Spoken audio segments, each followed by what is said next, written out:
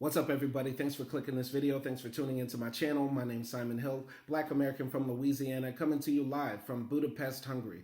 I wanted to talk about this story today because it hit really close to home. There was a young Palestinian-American who traveled to the West Bank to visit family, 17 years old. His name was Tawfiq Ajaq, went there and was murdered by the Zionist Israeli government.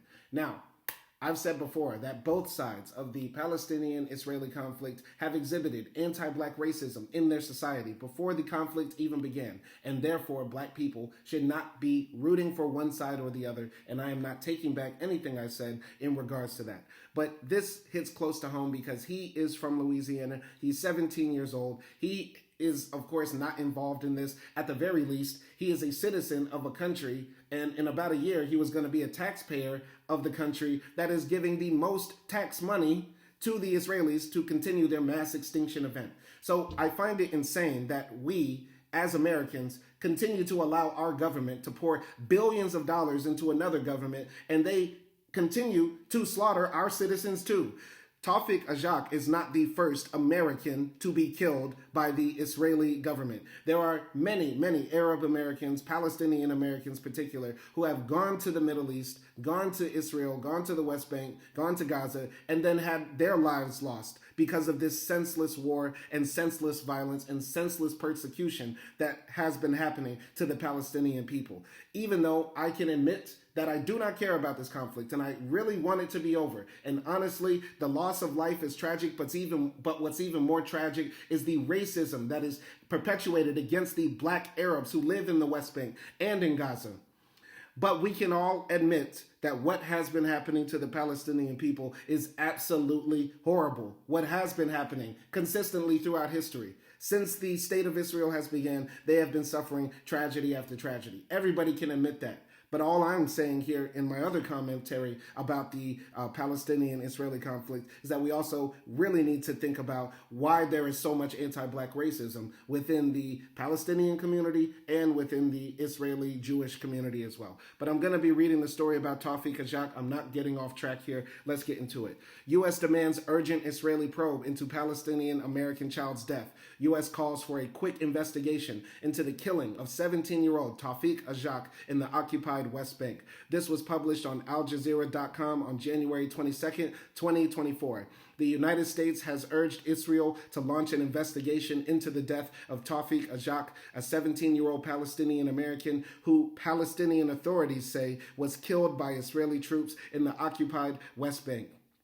At a press briefing in Washington, D.C. on Monday, U.S. State Department spokesperson Vedant Patel told reporters that the U.S. is devastated about the killing and is continuing to engage closely with the government of Israel to ascertain as much information as possible. So every time Israel kills an American citizen, they should be forced to pay reparations to that family forever. Because it's absolutely insane that other countries can kill our citizens and we don't do anything about that. I feel like if we were really big bad Americans like we can be to the Iraqis, like we can be to the Afghanis, like we can be to the Vietnamese, we can destroy their countries, destroy their civilizations and all that sort of stuff. Why don't we have that same energy when people literally kill U.S. citizens?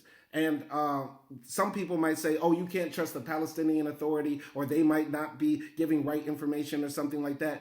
Even if this is not the case, Tawfiq Ajaq should be alive because what is happening in the West Bank is literally death camps in happening.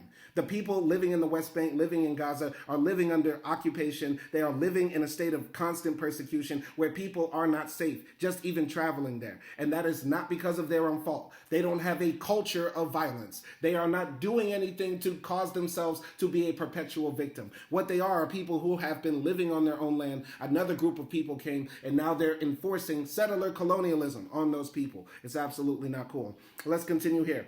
We have called for an urgent investigation to determine the circumstance of his death, Patel said. He added that the head of the U.S. Office of Palestinian Affairs had visited Ajaq's family to offer condolences and would continue assisting them together with the U.S. Embassy in Jerusalem. Ajaq was born in Gretna, Louisiana, near New Orleans, and was brought to the West Bank by his parents last year. Now, I studied in New Orleans, and, there are Arab Americans all across America, but it seems like the Palestinian-Americans really do congregate in South Louisiana. I'm not going to say I ran into them a lot, but I'm sure there's a lot out there because DJ Khaled is from there, another great Louisianian. We claim DJ Khaled. Miami, y'all can't have him.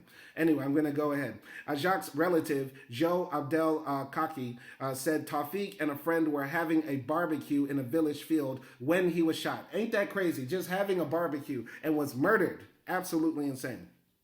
Speaking at his son's funeral on Saturday, Tawfiq's father, Hafez Ajaq, said Israeli forces in the occupied West Bank were killer machines. Israeli police have said they received a report on Friday regarding a firearm discharge, ostensibly involving an off-duty law enforcement officer, a soldier, and a civilian. Police did not identify who fired the shot, though they said the shooting targeted people purportedly engaged in rock-throwing activities along Highway 60, the main north-south thoroughfare in the occupied West Bank. So just reading this story, right? The father says, my son wasn't doing anything wrong. He was just having a barbecue with his friends or just chilling outside, and then bam, he was killed by the authorities. Then the authorities say, we have reports that there were a scuffle between the police and a civilian, and then gunshots ring off. It sounds exactly like what happens to Black Americans every single day in the U.S. Another black child is murdered by the police, and the same copy and paste text is put into the newspaper. Now,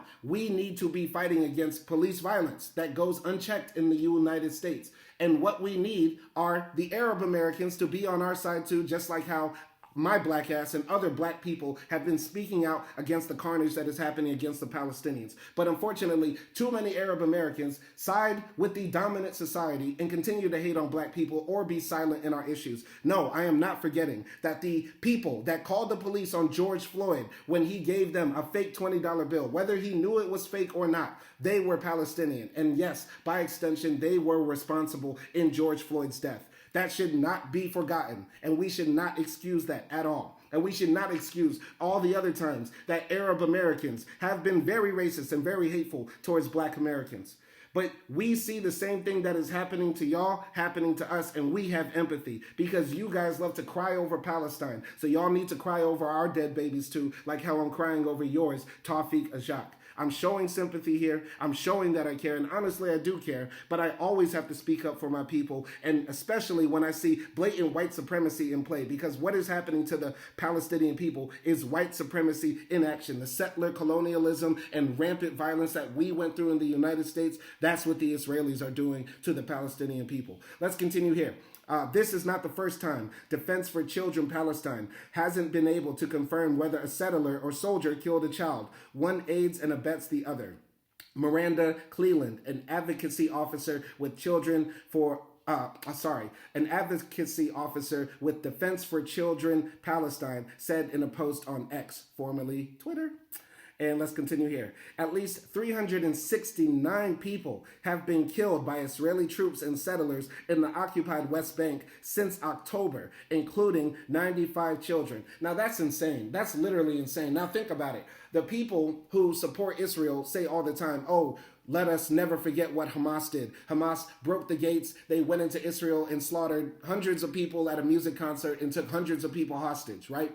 Since then, Hamas from Gaza has not been able to do anything. And the people in the West Bank are not controlled by Hamas. They're controlled by the Palestinian Authority, who are a generally secular organization who despise violence and want to create their state on non-violent measures. Yet and still, they are continuing to face atrocities in the West Bank. They're like, we ain't even do nothing. This is like when your parents spank you because your brother did something bad. Like, what is happening in the West Bank? Like, how do people honestly stand up and support Israel and support the Zionists and say, yeah, what we're doing in Gaza is justified? Even if we were able to agree what is happening in Gaza is justified, even though it's absolutely not. 26,000 people killed, like 1% of their population has died. Literally, 1% of 2 million people have died. That's insane to think about. What justification do you have for what's happening in the West Bank? Yeah, they're protesting, but they're not rioting. They're not trying to break the gates, break the barriers, and run into Israel too. So how do people actually justify what is happening to the Palestinian people in the West Bank, at least? Like, how do you even reach that conclusion? I'm going to continue here, though.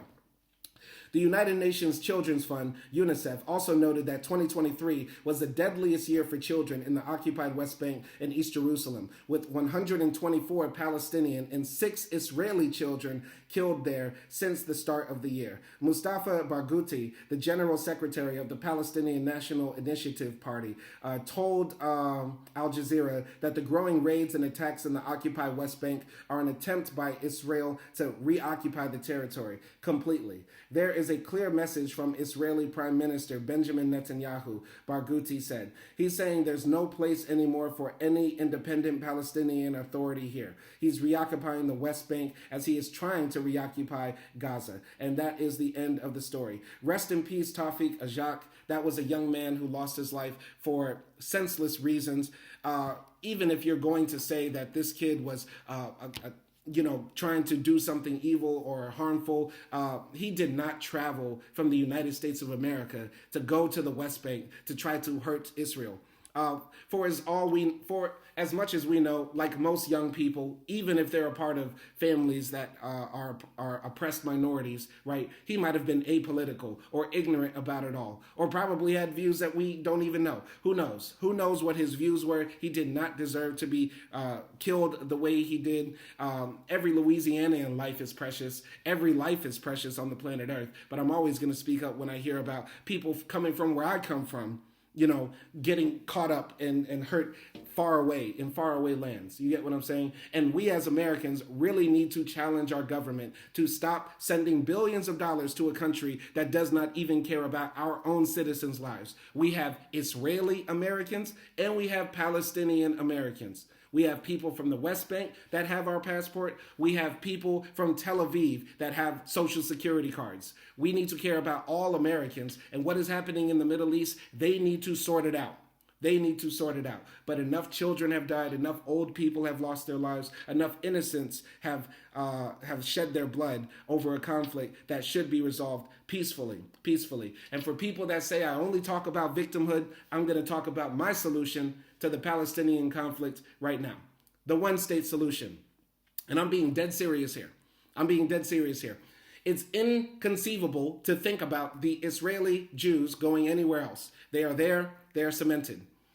What the Israelis should do, because they have power, because they have capital, unfortunately, what would be the best thing for them to maintain power would be to rename the country from Israel to Palestine, right? They create their constitution to say that everybody is equal under the law. This is no longer a state only meant for Jewish people based on Jewish law or anything like that. And what they do instead is what they do in the United States, which is practice white supremacy. They tell us that everybody's equal under the law, yet and still we see disparities in the justice system. So the Jews can do the same thing there. They can have their state. The crazy thing is the pathway for the Jewish people to keep their state is right in front of them. You just rename the state to Palestine.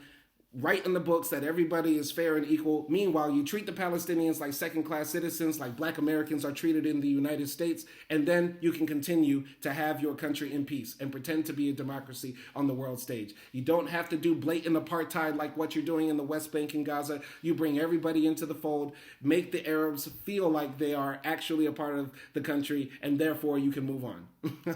That's the best outcome for the Israelis and the Palestinians in the conflict. If you don't like my answer, I really don't care, because I do not care about anything other than what's happening in the United States and ending white supremacy and anti-black racism. But that's my solution, because we are not victims here and we do not have victimhood mentality. That's my response to this. Once again, rest in peace, Tawfiq Ajaq. Thank you for watching this video. My name is Simon Hill, and peace.